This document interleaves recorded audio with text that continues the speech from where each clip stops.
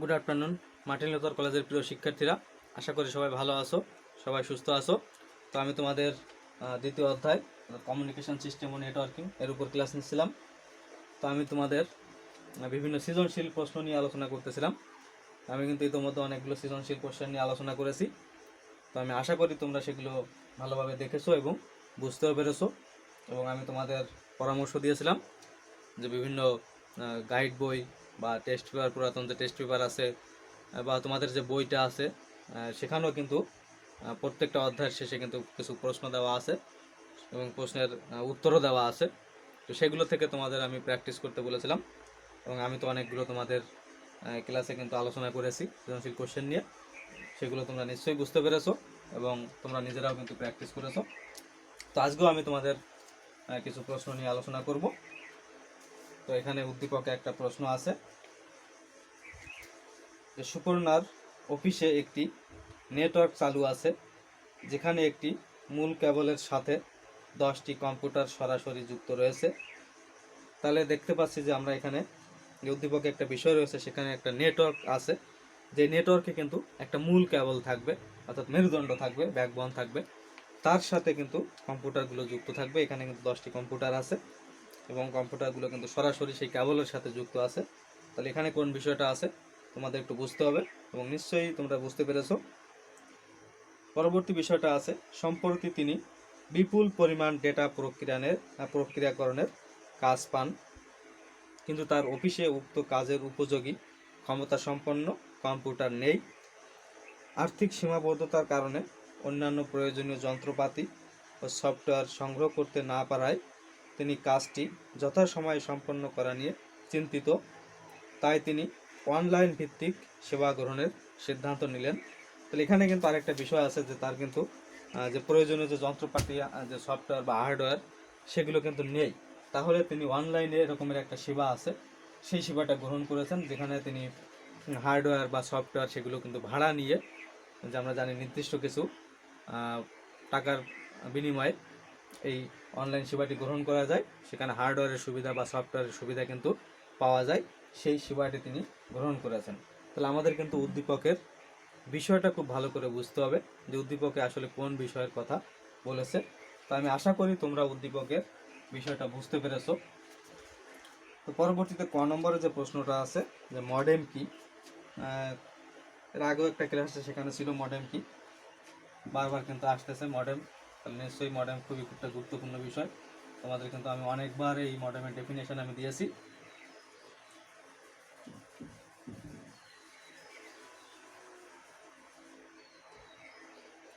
যে ক নম্বর যে জ্ঞানমূলক প্রশ্নটা আছে, মডেম কি। তো আমরা নিশ্চয়ই জানি যে মডেম কি। তো মডেম নিশ্চয়ই একটা ইলেকট্রনিক ডিভাইস। তো সেখানে দুইটা অংশ থাকে, একটা হচ্ছে মডুলেটর এবং আরেকটা থাকে হচ্ছে তার ডিমডুলেটর। তো মডেমের মডুলেটর অংশটা কিন্তু ডিজিটাল সিগন্যালকে অ্যানালগ সিগন্যালে রূপান্তর করে, আর ডিমডুলেটর যে অংশটা আছে সে কিন্তু অ্যানালগ সিগন্যালকে ডিজিটাল সিগন্যালে রূপান্তর করে। তো এটা হচ্ছে মডেম। আমরা জানি যে ওয়াইম্যাক্সের যে কানেকশান আছে সেখানে কিন্তু বিভিন্ন প্রকার মডেম ব্যবহার করা হয়। সেই মডেম ব্যবহার করে কিন্তু ইন্টারনেট সেবা আমাদের গ্রহণ করতে হয়। পরবর্তীতে আছে অপটিক্যাল ফাইবারের ব্যান্ডউইথ বুঝিয়ে লিখো। যা আমরা জানি যে ব্যান্ডউইথ আছে, অপটিক্যাল ফাইবারের নিশ্চয়ই একটা ব্যান্ডউইথ আছে। অপটিক্যাল ফাইবারের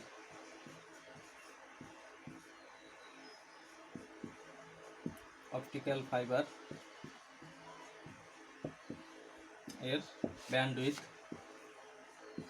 তো এখানে কিন্তু প্রশ্নটা একটু ব্যতিক্রম আছে, এর আগে সব জায়গায় আমরা দেখে আসছি যে শুধুমাত্র অপটিক্যাল ফাইবার যে কি, বা অপটিক্যাল ফাইবার কীভাবে কাজ করে, বা অপটিক্যাল ফাইবার কেন দ্রুত ডেটা ট্রান্সমিট করে, এবং এই ধরনের বিভিন্ন প্রশ্ন দেখে আসছি। কিন্তু এখানে কিন্তু একটু ব্যতিক্রম, যে অপটিক্যাল ফাইবারের ব্যান্ডউইথ এটা সম্পর্কে বলছে। তো অপটিক্যাল ফাইবার আমরা নিশ্চয়ই জানি যে ডাইইলেকট্রিক পদার্থ দ্বারা তৈরি এক প্রকার তন্তু বা আঁশ, যা আলোক সিগন্যাল পরিবহনে সক্ষম। আর তার যে ব্যান্ডউইথ আছে, তার ব্যান্ডউইথ কিন্তু 100 Mbps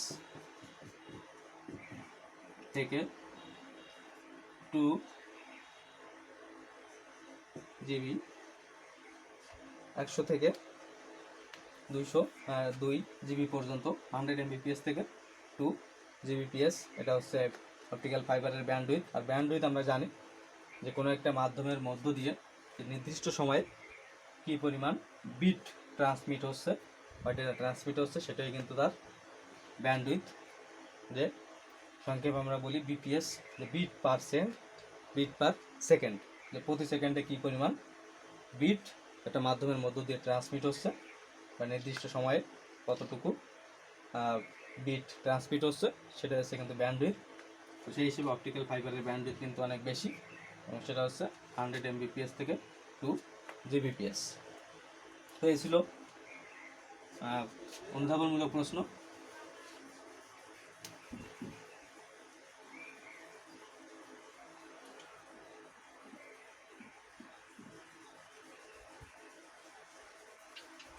এরপরে যে প্রয়োগের যে প্রশ্নটা রয়েছে, প্রয়োগের প্রশ্নে আছে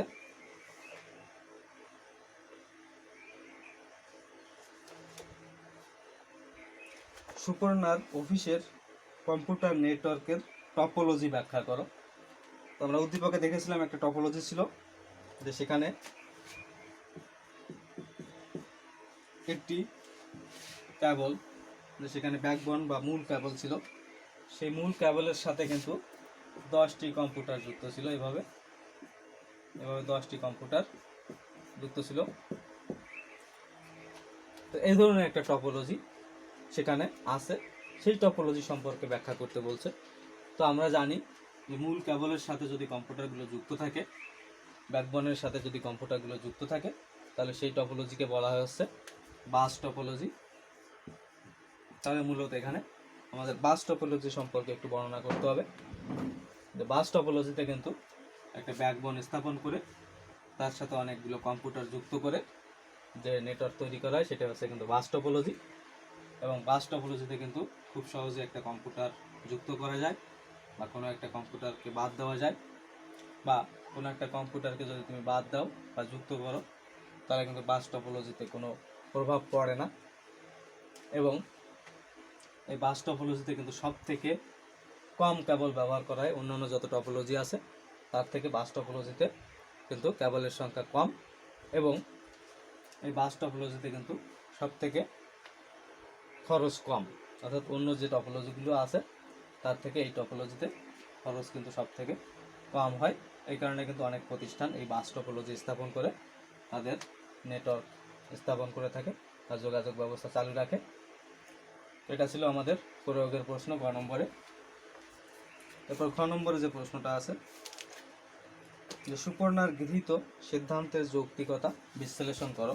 অর্থাৎ সুপর্ণা যে পদ্ধতি অবলম্বন করেছিল, যে তার নিজস্ব হার্ডওয়্যার বা সফটওয়্যার এটা কিন্তু কেনার ক্ষমতা তার ছিল না, তাহলে সে অনলাইন ভিত্তিক যে সেবাটা গ্রহণ করেছিল সেটা আসলে কোন ধরনের সেবা, সেই সম্পর্কে আলোচনা করতে বলছে।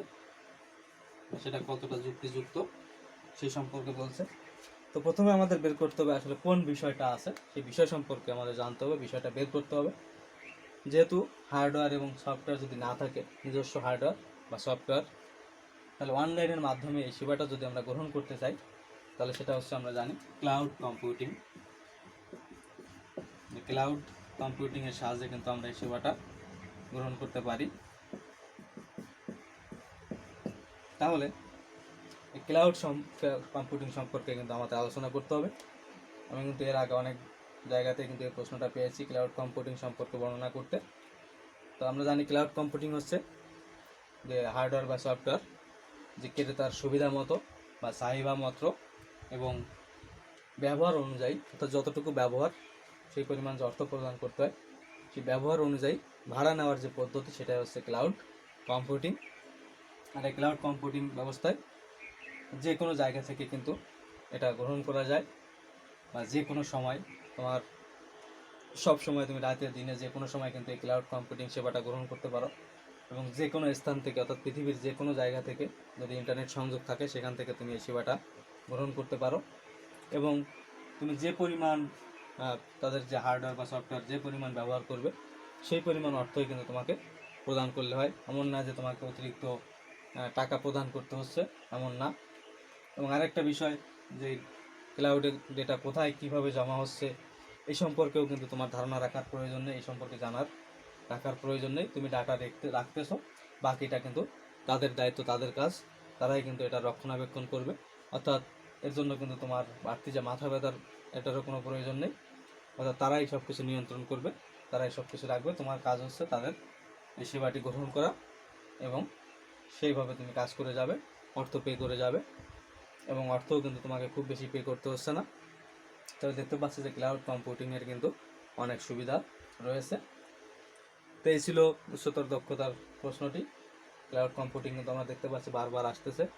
তোমরা কিন্তু এর আগে আমি কিন্তু এই চ্যাপ্টারটা যখন পড়িয়েছিলাম তখনও কিন্তু ক্লাউড কম্পিউটিং সম্পর্কে আলোচনা করেছিলাম। সেই অংশটাও কিন্তু তোমরা দেখবে, যেহেতু এটা খুব গুরুত্বপূর্ণ বিষয়। অনেক সময় কিন্তু পরীক্ষায় এটা আসে।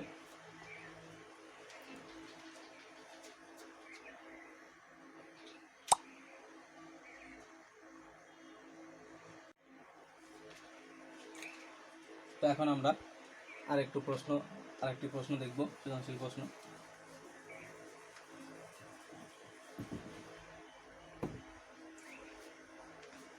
তো উদ্দীপকে দেখা যাচ্ছে কয়েকটা চিত্র রয়েছে, সেই চিত্রগুলো আমি একটু দেখাচ্ছি।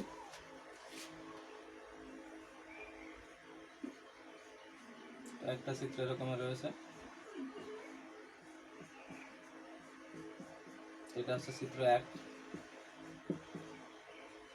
আরো একটি চিত্র আছে,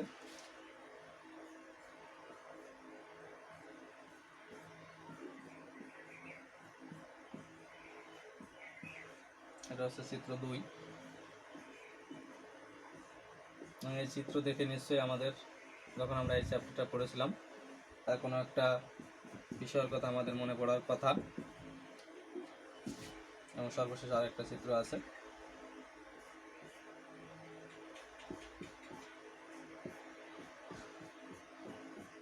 এটা হচ্ছে আমাদের চিত্র 3।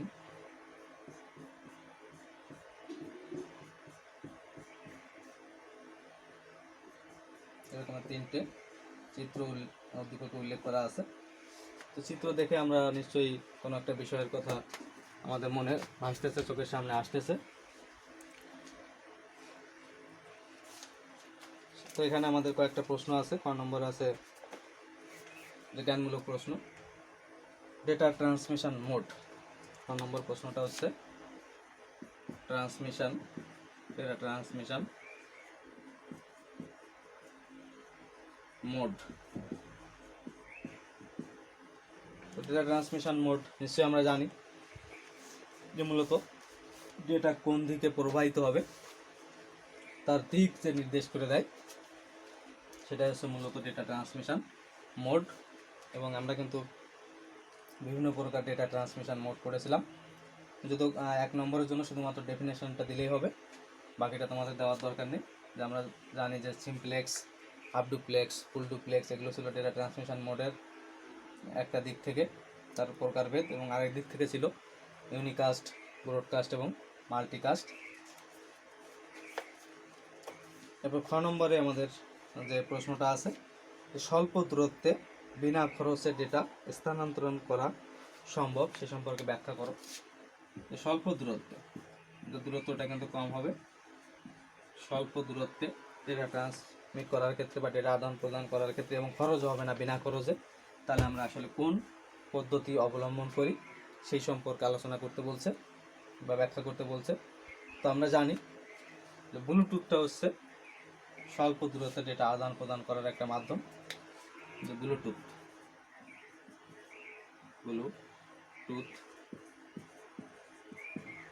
তো আমরা জানি সেখানে প্যান, যে পার্সোনাল এরিয়া নেটওয়ার্ক, প্যান নেটওয়ার্কটা ব্যবহার করা হয়। তো তার সেখানে আমরা জানি 100 মিটার পর্যন্ত, যে তার দূরত্বটা হচ্ছে কি সর্বোচ্চ 100 মিটার দূরত্ব, এর মাঝে কিন্তু তথ্যের আদান প্রদান করা হয় সেখানে।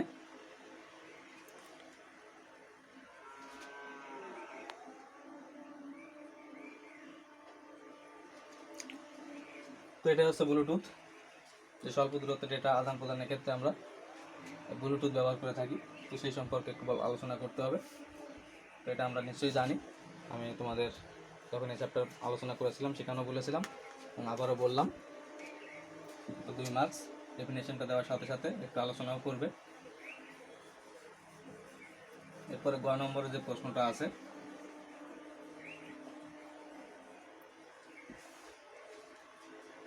চিত্র 1-এর নেটওয়ার্ক টপোলজিটি ব্যাখ্যা করো। গ নম্বর প্রশ্নটা হচ্ছে চিত্র 1-এর যে টপোলজি আছে সেই সম্পর্কে ব্যাখ্যা করতে বলছে। তো চিত্র 1-এ যে টপোলজি আছে, মাঝখানে কিন্তু একটা ব্যাকবোন আছে, একটা মূল কেবল আছে, তার সাথে কম্পিউটারগুলো যুক্ত আছে। তো এটা নিশ্চয়ই বাস টপোলজি, একটু আগেই কিন্তু আমরা দেখে আসছি।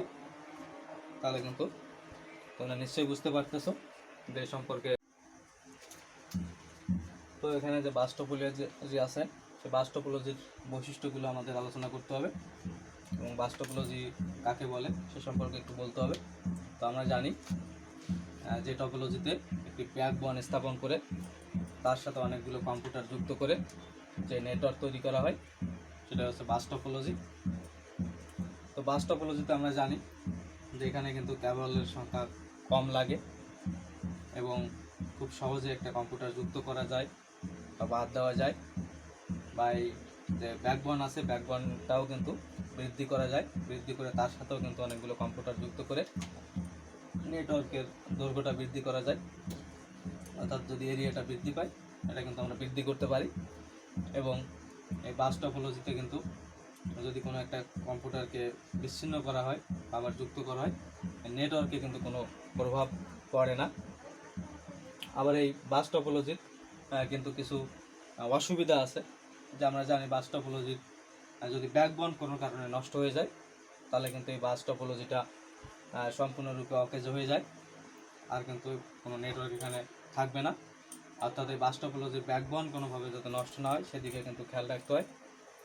এবং এই বাস টপোলজিতে যদি একটা বাস লাইন ব্যবহার করে এখান থেকে ডেটা ট্রান্সমিট হয়ে থাকে, তো সেক্ষেত্রে এই ট্রাফিকটা কিন্তু একটু বেশি হয় এই বাস টপোলজিতে। তো এটা হচ্ছে গ নম্বর যে প্রয়োগের প্রশ্ন আছে। তো আমি কিন্তু এর আগেও তোমাদের বাস টপোলজি সম্পর্কে আলোচনা করেছিলাম, অর্থাৎ তোমাদের যখন অধ্যায় 2 পড়িয়েছিলাম, তো সেখানে এর কিন্তু বৈশিষ্ট্যগুলো বা তার যে সুবিধা অসুবিধা আছে সেগুলো নিয়ে আলোচনা করেছিলাম। তো সেটাও তোমরা একটু দেখে নিবে। এটা ছিল প্রয়োগের প্রশ্ন। এরপর এখান থেকে ঘ নম্বরে আরেকটা প্রশ্ন করা আছে যে স্বল্প ব্যয়ে ল্যাবরেটরিতে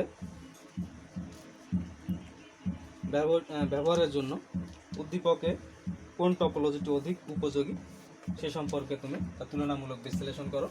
অর্থাৎ উদ্দীপকে কিন্তু 3টা টপোলজি আছে, এই 3টা টপোলজির মধ্য থেকে যে স্বল্প খরচে কোন টপোলজিটা ব্যবহার করা যায় বা কোন টপোলজিটা ভালো কম খরচে ব্যবহারের জন্য সে সম্পর্কে বলছে। তো এই সম্পর্কে যদি আলোচনা করতে হয়, তাহলে প্রথমে তোমাকে 3টা টপোলজির যে বৈশিষ্ট্য আছে সেই বৈশিষ্ট্যগুলো কিন্তু আগে তোমাকে আলোচনা করতে হবে। তারপর তোমাকে বলতে হবে যে আসলে সব কিছু বিবেচনা করে দেখা যায় যে এই টপোলজিটা কম খরচে ব্যবহার করা যায় বা তুলনামূলকভাবে এটা ভালো। তো সেক্ষেত্রে আমরা জানি বাস টপোলজিতে কিন্তু যে একটা ব্যাকবোন স্থাপন করে তার সাথে কম্পিউটারগুলো যুক্ত করে যে নেটওয়ার্ক তৈরি করা হচ্ছে, সেটা কিন্তু বাস টপোলজি। এবং দেখা যাচ্ছে বাস টপোলজিতে কিন্তু কেবলের সংখ্যা অনেক কম এবং খুব সহজেই কিন্তু সংযোগ স্থাপন করা যায়। আবার যেহেতু কেবলের সংখ্যা কম এবং কোনো নির্দিষ্ট সার্ভার ব্যবহার করার প্রয়োজন হচ্ছে না, তো সেক্ষেত্রে কিন্তু এই বাস টপোলজিতে খরচটাও কিন্তু কম হবে। এরপর দেখা যাচ্ছে আমাদের যে চিত্র 2টা আছে সেখানে কিন্তু দেখতে পাই যে আমরা স্টার টপোলজি, এখানে কিন্তু আমাদের আছে যে স্টার টপোলজি, কারণ মাঝখানে কিন্তু একটা সুইচ বা হাব স্থাপন করতে হবে এবং তার সাথে অনেকগুলো কম্পিউটার যুক্ত আছে। তো আমরা চিত্র 2-এ দেখতে পাই যে এটা হচ্ছে স্টার টপোলজি। তো আমরা জানি স্টার টপোলজিতে একটা হাব বা সুইচ স্থাপন করার প্রয়োজন আছে এবং তার কিন্তু বেশ মূল্য আছে, যেটা কিন্তু বাস টপোলজিতে ছিল না। তাহলে এবং তার সাথে কম্পিউটারগুলো যুক্ত আছে, অর্থাৎ এখানে কিন্তু কেবলের সংখ্যা বাস টপোলজি থেকে বেশি লাগতেছে এবং একটা যে ডিভাইস হাব বা সুইচ কেনার প্রয়োজন হচ্ছে, তাহলে কিন্তু স্টার টপোলজিতে খরচটা কিন্তু বাস টপোলজি থেকে বেশি হবে। এরপর আমাদের চিত্র 3-এর যে টপোলজিটা আছে এটা কিন্তু আমরা দেখতে পাই যে ট্রি টপোলজি। কারণ ট্রি টপোলজিতে হচ্ছে কি একটা রুট থাকে এবং তার সাথে অনেকগুলো হাব বা সুইচ স্থাপন করে যে টপোলজি তৈরি করা হয় সেটা কিন্তু ট্রি টপোলজি। তো ট্রি টপোলজিতে একটা ব্যাকবোন স্থাপন করতে সে একটা তোমার রুট স্থাপন করতে হচ্ছে, অর্থাৎ সেখানে হাব বা সুইচ ব্যবহার করতে হচ্ছে এবং আরও আমাদের হাব বা সুইচ ব্যবহার করে করে এটা কিন্তু বৃদ্ধি করতে হচ্ছে। অর্থাৎ দেখা যায় যে ট্রি টপোলজিতে কিন্তু এখানে কিন্তু বেশ খরচ এবং কেবলের সংখ্যাও কিন্তু বেশি। তাই আমরা 3টা টপোলজি বিবেচনা করে দেখতে পাই যে 3টা টপোলজি থেকে বাস টপোলজিটা ব্যবহার করা বেশি উত্তম, কারণ এই 3টা টপোলজি থেকে সব থেকে খরচ কম কিন্তু এই বাস টপোলজিতে। তো এইভাবে তোমাদের লিখতে হবে। তো আমি আশা করি যে তোমরা এটা বুঝতে পেরেছো, এবং আমি কিন্তু এর বৈশিষ্ট্যগুলো আগেও তোমাদের যখন অধ্যায় 2 করিয়েছিলাম সেখানে আলোচনা করেছিলাম, তো সেটাও তোমরা একটু দেখবে। কারণ আমি বারবারই বলি যে এগুলোর আগে আমি যে বিষয়গুলো নিয়ে আলোচনা করেছিলাম প্রত্যেকটা ক্লাসে, সেই মূল বিষয়টা কিন্তু তোমরা আগে দেখে নিবে, তাহলে কিন্তু এগুলো তোমাদের কাছে একদমই সহজ মনে হবে, যে কোনো প্রশ্নই তোমরা পারবে। তো প্রিয় শিক্ষার্থীরা, আজ এই পর্যন্তই। সবাই ভালো থাকবে, সুস্থ থাকবে।